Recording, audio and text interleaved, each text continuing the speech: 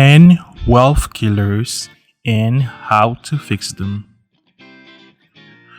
Though it's true that financial independence is all about money, living large doesn't just revolve around growing your net worth.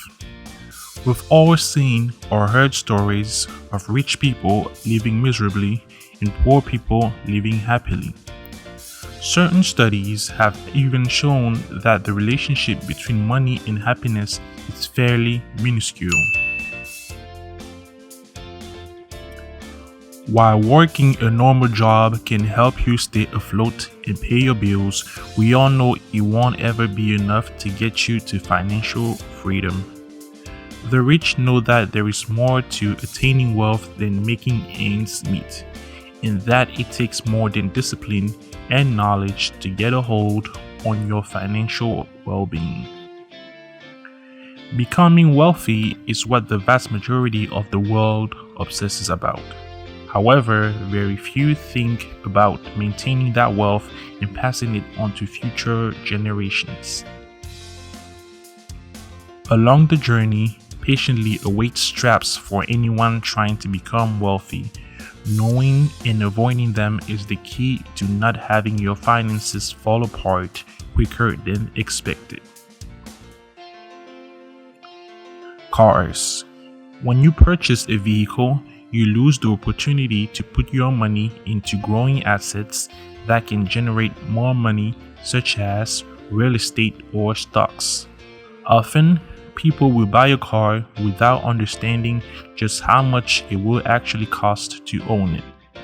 As a result, they end up spending too much and exceeding their budget. With thousands of parts to each vehicle, things will inevitably break, leak, or need some upgrading. And it's not just maintenance costs. You will also have to pay for gas, interest on financing, insurance, parking, and traffic tickets. Procrastination. Procrastinating is putting off doing things until the last minute. In rare cases, people can thrive on procrastination, like meeting a deadline for school or work. However, when it comes to finances, procrastinating typically takes extra money out of your pocket, thus pushing your finances over the edge. Furthermore, procrastination can not only cause stress and frustration, it can also result in a big financial struggle. Debt.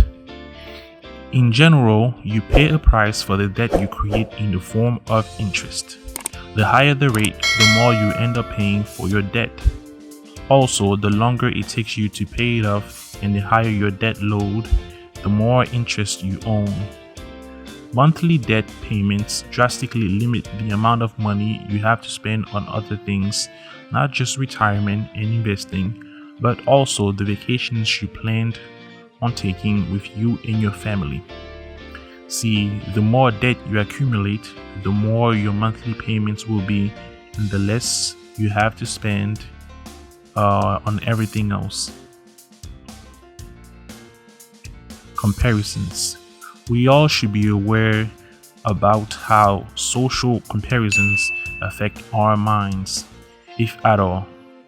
If you see friends and acquaintances living well and you feel nothing but happiness for them or feel happy for them and get inspired to make healthy adjustments in your life to reach similar goals, then social comparison could actually be helping you. However, if you find yourself feeling down when you scroll through your feed, bombarded by the lives that seem so much better than yours, then social comparison is harming you, and you should probably seek help depending on how serious the issue is. Consumerism. The vast majority of the population loves to keep up with the Joneses, which simply is succumbing to social pressure and overspending on something more expensive than they had planned. Boredom also contributes to overspending.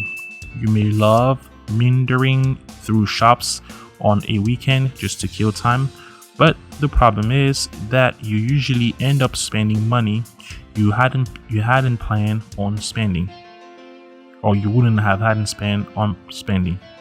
Furthermore, overspending with a credit card is too easy. Online shopping made things much worse, especially when you can have anything shipped right to your door. Credit cards give the illusion that you can pay for things later. You promise yourself that you will pay off the balance right away, but it seems that every time you run it up, something else always comes up.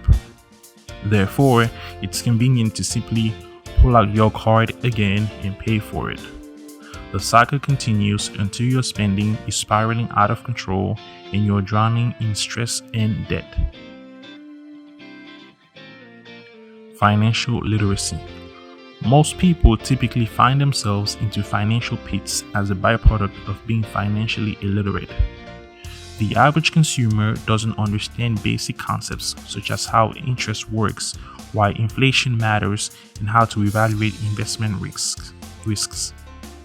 Furthermore, he or she never takes the time to do any research before applying for a credit card or its pros and cons. Moreover, if he or she were to borrow any money, he or she wouldn't care to figure out his or her future monthly payments. No one likes to admit when they are ignorant. But in order to get a better handle on your finances, it's critical to know and recognize any hole in your financial knowledge arsenal and work to eliminate them. Not investing. Millionaires and billionaires across the world give credit to investing as being a part of their wealth.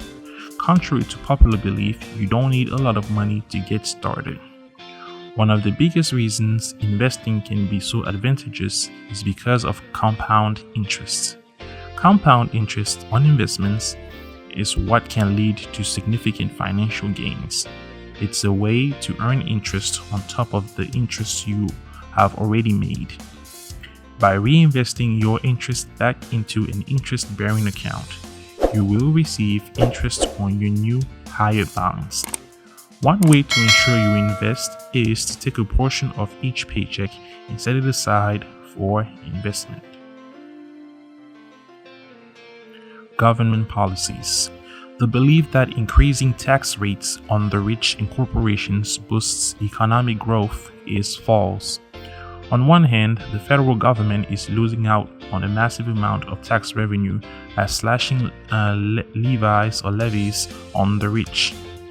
Secondly, that lost revenue must be found elsewhere, which means the middle class and poor are likely to be stuck footing the bill. Furthermore, not only will the rich get richer, they'll also get more power that will allow them to shape public policies to extract further tax breaks and other benefits, boosting their wealth and political clout. Cognitive behavior.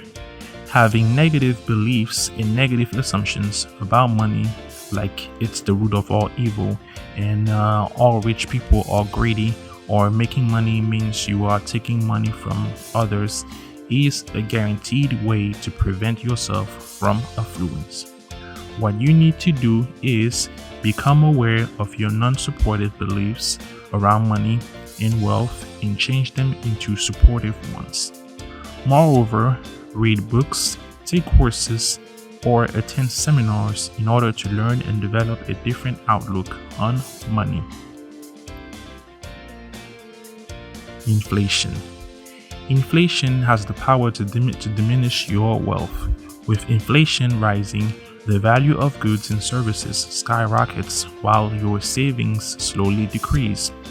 If your savings are in the bank, your wealth is sure to decline due to the falling purchasing power of money. Inflation also chips off the value of investments and savings. The higher gas prices, food costs, and airfare all drive up inflation. Remember, becoming wealthy is what the vast majority of the world obsesses about. However, very few think about maintaining that wealth and passing it on to future generations. Knowing and avoiding traps that await anyone trying to become wealthy is the key to not having your finances fall apart quicker than expected. The end. Thank you.